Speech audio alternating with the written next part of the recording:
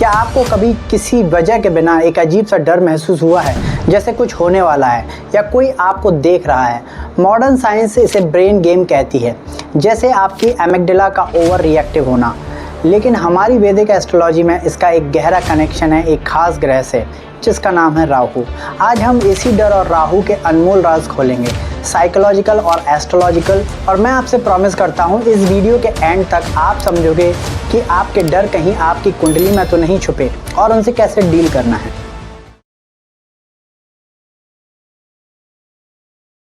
नमस्ते दोस्तों, welcome to our channel. अक्सर हम अपने डरों को समझ नहीं पाते, वो इलॉजिकल लगते हैं और हमें लगता है कि ये सिर्फ हमारे दिमाग की बात है। डेफिनेटली हमारा ब्रेन, खासकर एमिगडाला जो फियर प्रोसेस करता है, इसमें शामिल है। लेकिन वैदिक एस्ट्रोलॉजी में इस डर की जड़ें एक शैडो प्लैनेट से जुड़ी हैं, जिसका नाम है राहु। राहु कोई फिजिकल प्लैनेट नहीं है, बल्कि ये मून के नॉर्थ नोड को रिप्रेजेंट करता है और इससे माया, इल्यूजन, ऑब्सेशन और अनएक्सपेक्टेड इवेंट्स का कारक माना जाता है। तो राहु और डर का क्या कनेक्शन है? सोचो, राहु एक जिस्महीन सर है जो हमेशा कुछ नया चाहता है और कभी सेटिस्फाई नहीं होता। ये चीज़ों को एम्पलीफाई करता है और इल्यूजन्स क्रिएट करता है। साइकोलॉजिकल टर्म्स में राहु की एनर्जी कॉग्निटिव डिस्टॉर्शंस पैदा कर सकती है, यानी आपके सोचने के तरीके में फ्लॉज। आप कैटास्ट्रोफाइजिंग कर सकते हो, आप सबसे बुरा सोच सकते हो या माइंड रीडिंग कर सकते हो, दूसरे के थॉट्स को अज्यूम कर सकते हो। जब राहु आपके दिमाग से जुड़ता है तो ये इरेशनल फियर्स, फोबियाज और जनरलाइज्ड एंजाइटी पैदा कर सकता है। आपको लगेगा सब कुछ ठीक है, बट अंदर ही अंदर एक बेचैनी, एक अनजाना सा डर बना रहेगा। ये एक ऐसी छाया है जो आपके थॉट्स और बिलीफ को घर कर सकती है, उन्हें डिस्टॉर्टेड कर सकती है, जिससे इलॉजिकल डर पैदा होते हैं। दोस्तों, राहु का डर सिर्फ अंधेरे या ऊंची जगहों से नहीं होता है, ये एक अलग तरह का फियर होता है, जैसे अनजाना डर, फियर ऑफ अननोन, एक कांस्टेंट अनईजीनेस, जैसे कुछ बुरा होने वाला है।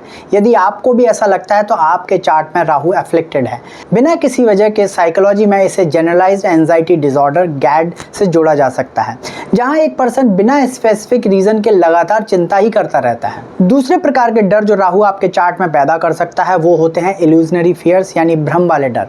वो डर जो असल में है ही नहीं, सिर्फ आपके दिमाग की बनाई हुई कहानियां हैं, जैसे किसी के पीछे पड़ने का डर या कॉन्स्पिरेसी थ्योरीज पर बिलीफ। ये पैरानॉइड थॉट्स या समटाइम्स डिल्यूजन्स तक जा सकते हैं। तीसरे टाइप के डर जो हैं वो हैं ऑब्सेसिव फियर्स, जो राहु आपके चार्ट में कंट्रोल करता है, यानी एक जुनून वाला डर, OCD जिसे हम कहते हैं। किसी एक चीज़ का इतना डर कि आप उसी के बारे में सोचते रहो और उस डर को कम करने के लिए रिपीटेटिव एक्शंस करते हो, जैसे क्लीनिनेस का जुनून या किसी बीमारी का ऑब्सेसिव डर। जैसे कुछ लोगों को लगता है कि कहीं मुझे कैंसर तो नहीं हो जाएगा, कहीं मुझे हार्ट अटैक तो नहीं आने वाला, थोड़ा भी BP यदि फ्लक्चुएट करता है तो उन्हें लगता है कि मुझे हार्ट अटैक आने वाला है।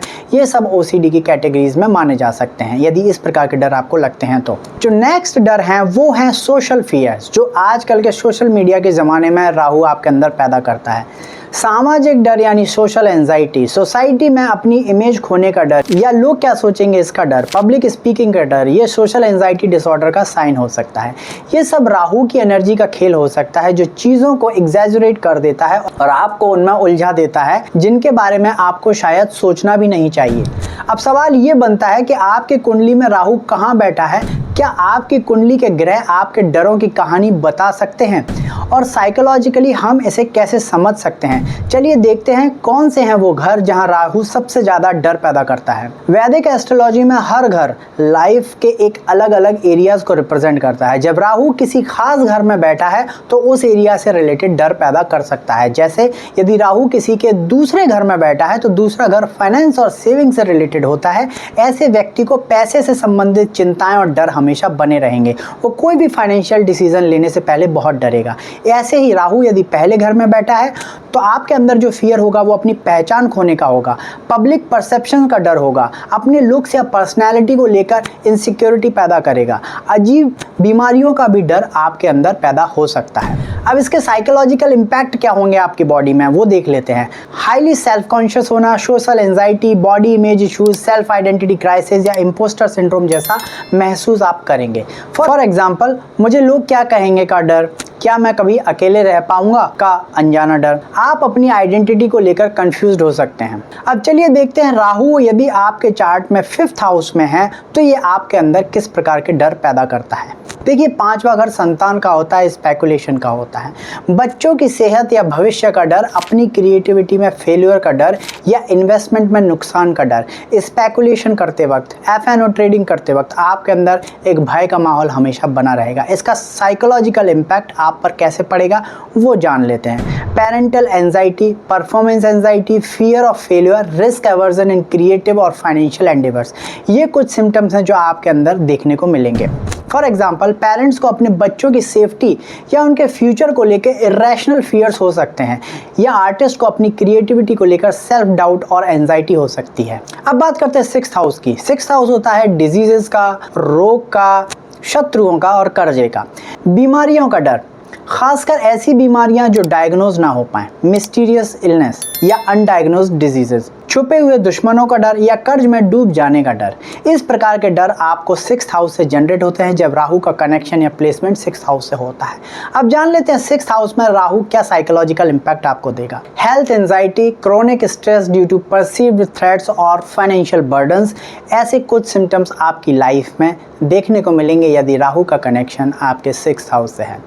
हर छोटी सी सर्दी खांसी को आप बड़ी बीमारी समझने लगेंगे, या आपको ऐसा लगेगा कोई पीछे से आपके खिलाफ साजिश कर रहा है, कोई हिडन एनिमी है जो आपके पीछे हमेशा लगा हुआ है। इस प्रकार के वहम आपके अंदर पैदा कर देगा। The next important house is 8th house and now we will see कि 8th हाउस में जब राहु प्लेस होता है तो कैसे डर आपके अंदर पैदा करता है। पर इससे पहले जान लेते हैं 8th हाउस होता है लॉन्जिविटी का, ट्रांसफॉर्मेशंस का, अकल्ट का, यानी कि आयु बदलाव और रहस्य। मौत का डर, फियर ऑफ अननोन, अचानक बदलाव से डर, एक्सीडेंट्स का डर या पैरानॉर्मल एक्टिविटी का डर, या ऐसा लगना कि मुझ पे किसी ने कुछ कर दिया है, मुझ पे कोई कुछ जादू कर देगा। इस प्रकार के डर इस हाउस से जनरेट होते हैं। अब इसका आपके साइकोलॉजिकल इंपैक्ट क्या पड़ता है ये भी समझ लेते हैं। Existential anxiety, intense fear of loss और abandonment, PTSD tendencies if past traumas are unresolved, discomfort with intimacy और vulnerability। ये कुछ एग्जाम्पल्स हैं, सिम्टम्स हैं जो आपको इस हाउस से जनरेट होते हैं जब राहु का कनेक्शन 8th हाउस से होता है। For example, life long commitment से डर लगना, या हर नए सिचुएशन में नेगेटिविटी देखना, या रात में अजीब से सपने आना, ये सब 8th हाउस से राहु के कनेक्शंस को दिखाता है। अब आखिरी घर जो बहुत इंपॉर्टेंट है 12th हाउस, जिसे हाउस ऑफ ड्रीम्स कहा जाता है, हाउस ऑफ स्लीप कहा जाता है, लॉसेस, आइसोलेशन, सबकॉन्शियस भी कहा जाता है। यदि राहु यहाँ पर बैठ जाता है तो आपके सबकॉन्शियस माइंड को कैसे इंपैक्ट करेगा इसको समझ लेते हैं। जब राहु का कनेक्शन 12th हाउस से होता है तो आपको आइसोलेशन का डर होता है, लॉस का डर होता है, जेल हॉस्पिटल जाने का डर होता है, स्पिरिचुअल अवेकनिंग से भी आपको डर लगता है, यानी कि जब भी आपकी स्पिरिचुअल अवेकनिंग होने वाली होगी, कुछ एक्सपीरियंस होगा, उससे भी आप डर जाएंगे। अब साइकोलॉजिकल इंपैक्ट क्या पड़ेंगे इससे आपकी लाइफ पे? Social isolation, escapist tendencies, Paranoia about hidden enemies, vivid nightmares, subconscious guilt और unresolved past issues leading to anxiety। ये कुछ सिम्टम्स हैं जो आपको 12th हाउस राहु देता है। फॉर एग्जाम्पल, क्राउड में भी अकेले महसूस करना, या फॉरेन सेटलमेंट के ख्याल से भी डर का या एंजाइटी का होना, या अपने अंदर के अंधेरे से डर लगना, अपने अंदर की इग्नोरेंस से डर लगना। अब चलिए समझ लेते हैं कि इस राहु के प्लेसमेंट से जो भी कंडीशन, साइकोलॉजिकल इम्पैक्ट आपकी लाइफ में आते हैं उसके उपाय क्या हैं, और उपाय मैं आपको दोनों तरीके से देने वाला हूं, एस्ट्रोलॉजिकल भी एंड प्रैक्टिकल रेमेडीज भी। तो इस सेक्शन को मिस मत कीजिएगा क्योंकि ये बहुत इंपॉर्टेंट होने वाला है। जब हमने डर और राहु के कनेक्शन को समझ लिया है तो सवाल आता है, क्या हम इन डरों से मुक्त हो सकते हैं? बिल्कुल। एस्ट्रोलॉजी और साइकोलॉजी दोनों हमें सिर्फ प्रॉब्लम्स नहीं बताती बल्कि उनके प्रैक्टिकल सॉल्यूशंस भी देती हैं। तो सबसे पहले बात कर लेते हैं एस्ट्रोलॉजिकल रेमेडीज की। सबसे पहले आप अपने राहु की एनर्जी को समझिए। ये आपको उस चीज़ की तरफ खींचता है जो आपके लिए न्यू या अनकन्वेंशनल है। इसकी एनर्जी को पॉजिटिव डायरेक्शन में चैनलाइज करना, जैसे रिसर्च, टेक्नोलॉजी या फॉरेन ट्रैवल, आपको आपके डरों से मुक्ति दिला सकता है। दूसरा इंपॉर्टेंट रेमेडी है वो है भगवान शिव की आराधना।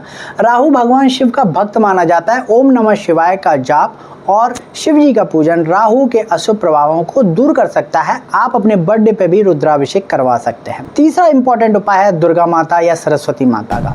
माँ दुर्गा भी राहु के नेगेटिव इफेक्ट्स को कंट्रोल करती हैं। सरस्वती माँ का आह्वान भी राहु की दशा से राहत देता है, खासकर जब डर दिमाग की शांति को डिस्टर्ब करे। सैटरडे को काले तिल, कंबल या उड़द दाल का दान करना राहु को शांत करने में मदद करता है। अब चलिए समझ लेते हैं आखिरी में क्या क्या साइकोलॉजिकल एंड बिहेवियरल रेमेडीज हैं जो राहु के उपाय आपके चार्ट में कर सकते हैं। यदि आपको डर लगता है तो वो क्या उपाय हैं जो प्रैक्टिकली आप कर सकते हैं अपने लेवल पर विदाउट एस्ट्रोलॉजिकल रेमेडीज। सबसे पहली चीज़ जो है वो आपको करनी है कॉग्निटिव रिस्ट्रक्चरिंग, यानी कि अपनी सोच बदलनी है, अपनी नेगेटिव थॉट पैटर्न्स को पहचानना है और उन्हें चैलेंज करना है। खुद से पूछना है क्या ये सोच रियल है या सिर्फ मेरा डर है। जब आप ऐसा कंटिन्यूसली इंट्रोस्पेक्शन करेंगे तो आप में डर कम होगा। दूसरी रेमेडी है ग्रेजुअल एक्सपोजर की, यानी कि धीरे धीरे सामना करना सीखना है। अगर आपको किसी स्पेसिफिक चीज़ से डर लगता है जैसे हाइट, पब्लिक स्पीकिंग, तो उससे धीरे धीरे कंट्रोल्ड वे में फेस करना है। साइकोलॉजी में इसे एक्सपोजर थेरेपी कहते हैं। फॉर एग्जांपल, पहले फोटो देखो, फिर वीडियो, फिर दूर से देखो और ऐसे ही धीरे धीरे डर कम हो जाता है। तीसरा इंपॉर्टेंट पॉइंट है जो आपको रेमेडी प्रोवाइड कर सकता है माइंडफुलनेस एंड ग्राउंडिंग का। मैं हमेशा अपने सभी क्लाइंट्स को कहता हूं कि मेडिटेशन एक ऐसी रेमेडी है जो सभी को करना चाहिए। यदि आपको डर लगता है तो अपनी सांसों पर ध्यान दो, अपने 5 सेंसेस का यूज़ करके प्रेजेंट मोमेंट में आ जाइए। ऐसे जब आप करते हैं, माइंडफुलनेस की प्रैक्टिस करते हैं, मेडिटेशन की प्रैक्टिस करते हैं, तो आप अपने डर को धीरे धीरे देख पाते हैं और उसके रीजंस को आइडेंटिफाई करके एक एक्शन प्लान बनाकर आप अपने डर को कम कर सकते हैं। याद रखो, एस्ट्रोलॉजी और साइकोलॉजी दोनों आपको विक्टिम नहीं बनाती बल्कि आपको एम्पावर करती हैं अपनी जर्नी को समझने और अपने अंदर बदलाव लाने के लिए। आपकी कुंडली आपका ब्लूप्रिंट है। आप उस ब्लूप्रिंट और अपने माइंड की पावर को समझकर अपने डरों को ओवरकम कर सकते हो। तो दोस्तों, ये थी डर और राहु की एक गहरे कनेक्शन की कहानी जिसमें हमने ब्रेन और माइंड के सीक्रेट्स को भी एक्सप्लोर किया। मुझे उम्मीद है कि इस वीडियो ने आपको अपने डरों को एक नए नज़रिए से देखने पर मजबूर किया होगा और आपको उनसे डील करने के लिए कुछ प्रैक्टिकल टूल्स भी दिए होंगे। अगर आपको ये वीडियो पसंद आया है तो प्लीज़ लाइक करें, अपने दोस्तों और फैमिली के साथ शेयर करें और चैनल को सब्सक्राइब करना ना भूलें बेल आइकन के साथ, ताकि आप ऐसे डीप इंसाइट्स मिस ना करें। और यदि आप डिटेल में जानना चाहते हैं कि डर की असली एनाटॉमी क्या होती है तो आप अगला वीडियो देख सकते हैं जिसमें मैंने डिटेल में एक्सप्लेन किया है कि साइंटिफिकली ब्रेन में डर की एनाटॉमी क्या होती है और ये आपकी बॉडी को कैसे इम्पैक्ट करता है। मुझे कमेंट्स में भी लिखकर आप बता सकते हैं कि आपको भी राहु रिलेटेड फियर्स महसूस होते हैं और आप उनसे डील करने के लिए कौन से साइकोलॉजिकल या एस्ट्रोलॉजिकल उपाय अपना रहे हो। मिलते हैं अगले वीडियो में, तब तक के लिए अपने डर को समझो और आगे बढ़ो। जय हिंद।